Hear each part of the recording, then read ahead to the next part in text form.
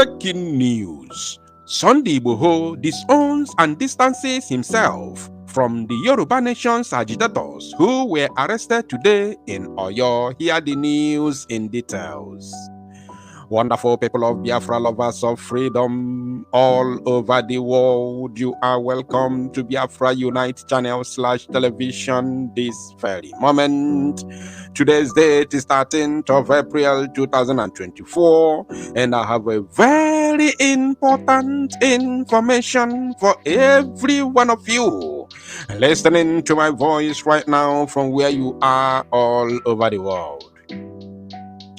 Biafrans, Oduduwas, and all the lovers of freedom all over the world who are listening to me right now, I want you to pay very good attention to this very news, because it's very, very important. I can assure you, my people, I don't want to talk too much. In fact, there may be no analysis towards this very latest development, but I have only two reasons that pushed me to make this very broadcast that I'm making right now, and I will give you those two reasons at the very end of this very news. So if you want to hear the reasons, I will appreciate you to stay tuned till the very end of the news. I will not take your time. Rather, let me go straight and read the news in detail. So the lovers of Sunday Igboho who are listening to me right now, I want you to pay attention. I did not come here to insult Sunday Igboho. Like as I said before, I have only two most important reasons why I'm recording this very news. And I am very, very certain you will not like to miss the reasons for this very broadcast. So without further ado, let us read in details. And as you can see on your screen, I will be reading from a Zoo newspaper known as The Nation.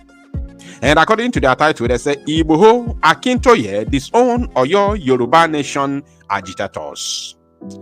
The leader of Yoruba Self-Determination Group, Professor Banji Akintoye, and Yoruba Nation activist Chief Sunday Adeyemo, aka Sunday Igboho, have distanced themselves from a group of agitators that invaded the Oyo State Government Secretariat, Agodi, Ibadan, on Saturday.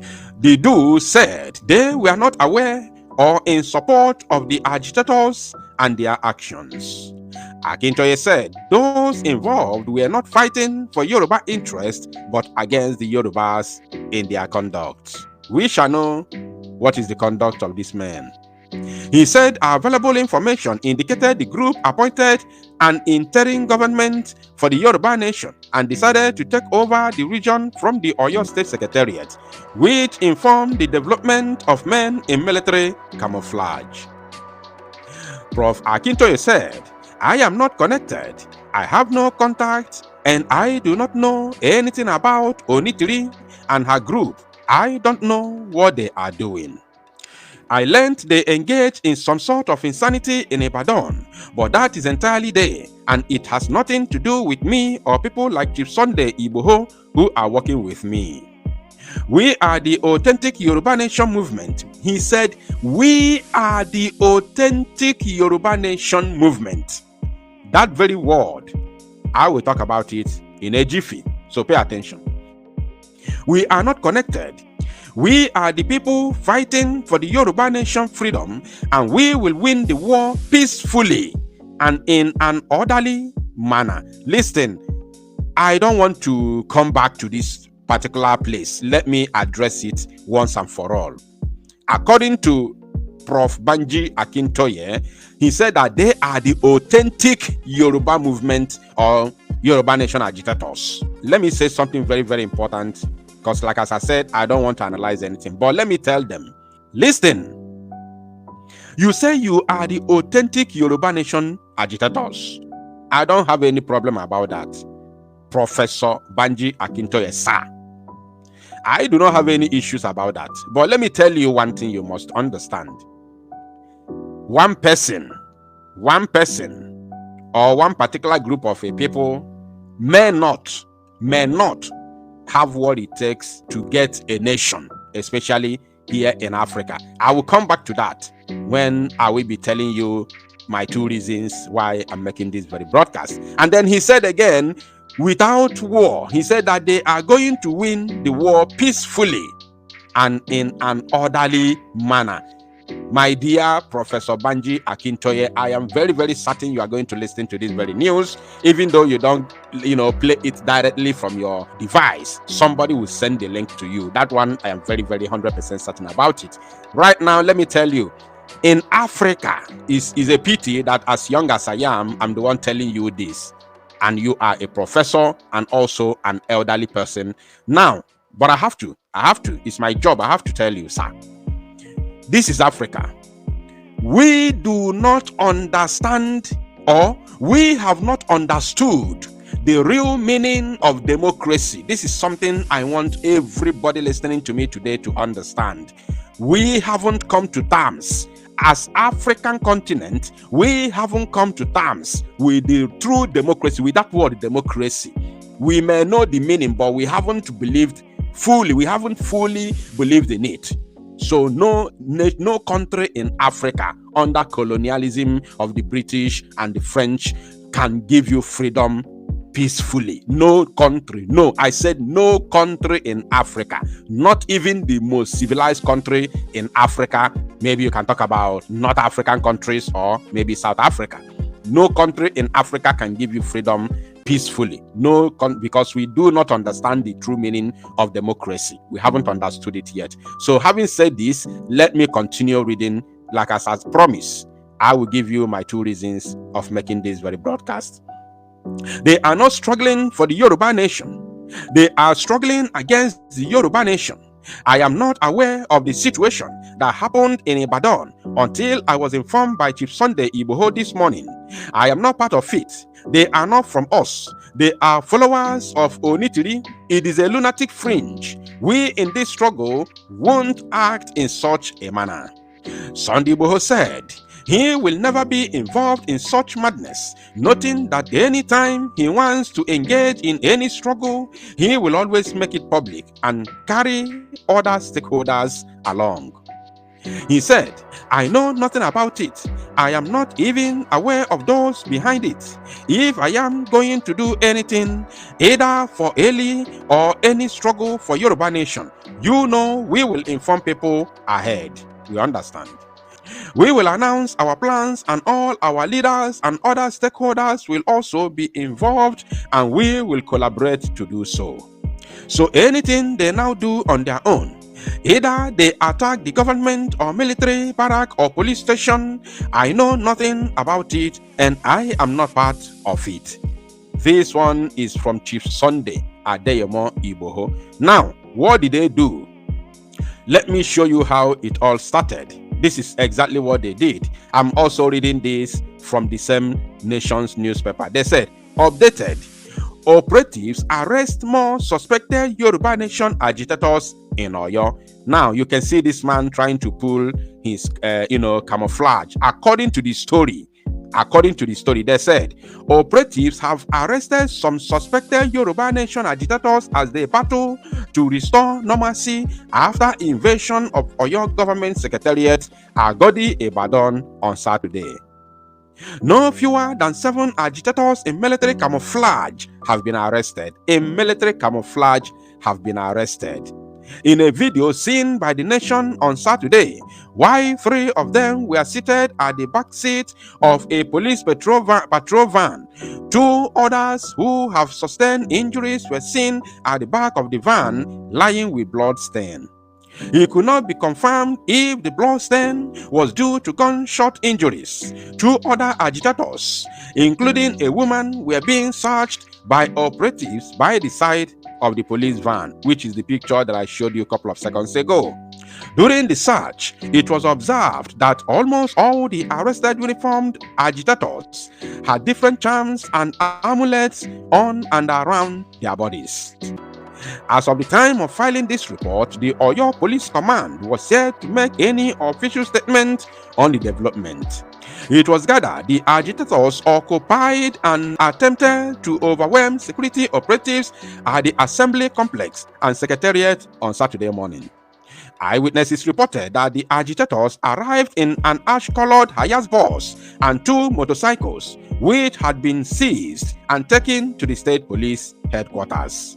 Listen, the gunmen reportedly headed straight to the House of Assembly premises, removing the national flag and replacing it with the Yoruba nation flag before security forces intervened. Now, let me say something very, very important.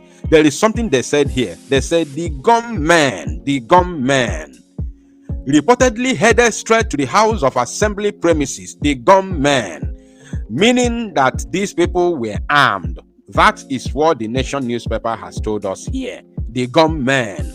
But going by the picture that I showed you, these 2 people, you can see this person is wearing military camouflage. Even this one removing his clothes. If you look at the trouser here, as I'm showing you, just take a look at the trouser. You can see that this is military camouflage as well, meaning that they were on camouflage. Now, having laid these foundations, I want to say 2 things that made me, or that pushed me to make this very broadcast that I'm making right now. These 2 things. Number 1 is this. I want to talk to the agitators who came on military camouflage and allegedly armed.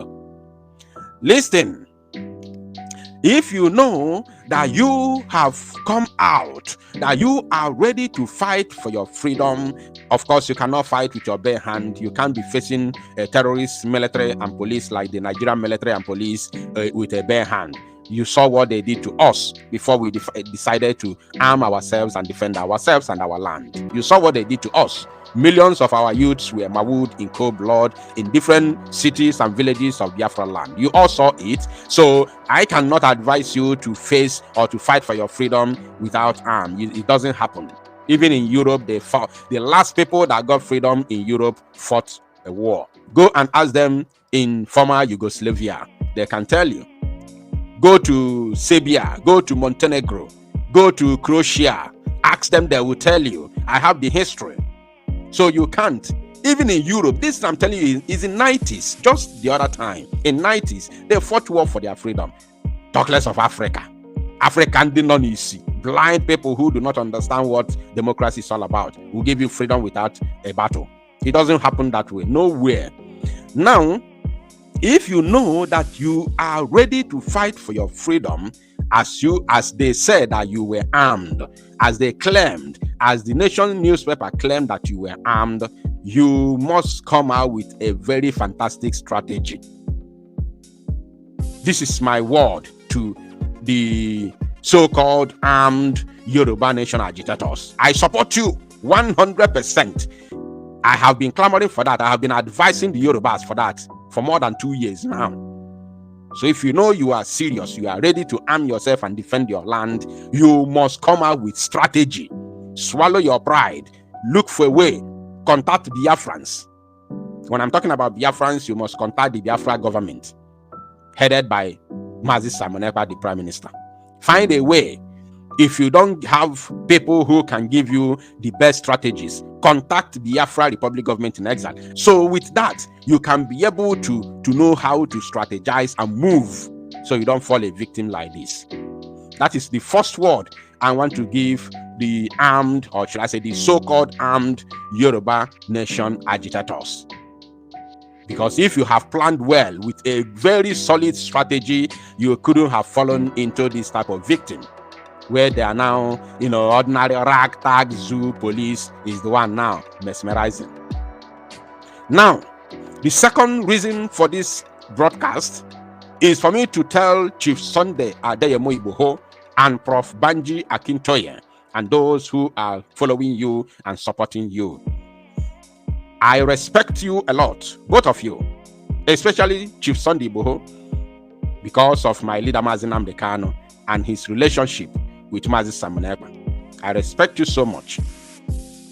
Now, my word to you and Prof. Banji Akintoye is that one person cannot give freedom to a nation. One person, they give freedom. The reason why they always single out one person, like Nnamdi Azikiwe, Mazi Nnamdi Kanu, Mazi Simon Ekpa, Nelson Mandela. The reason why they always single out one person, George Washington, all these people, Mahatma Gandhi and all of them, is because these are the people who stood tall, who came at the forefront, who were leading. They led the agitators, the fighters. That is the reason why, and they are the ones who pay the most biggest price. Go and check their history, both imprisonment and torture and all that. So that's why they always single them out, and they say they gave their people freedom because of what they did, but they couldn't have done it alone. So they're in them, pushing everything, doing everything they could to make sure that they succeed. Now, inside this last one, if you know that you are not in support of what these people are doing, and they are not with you, just stay on your lane and allow them to do their own. Listen, let me tell you this.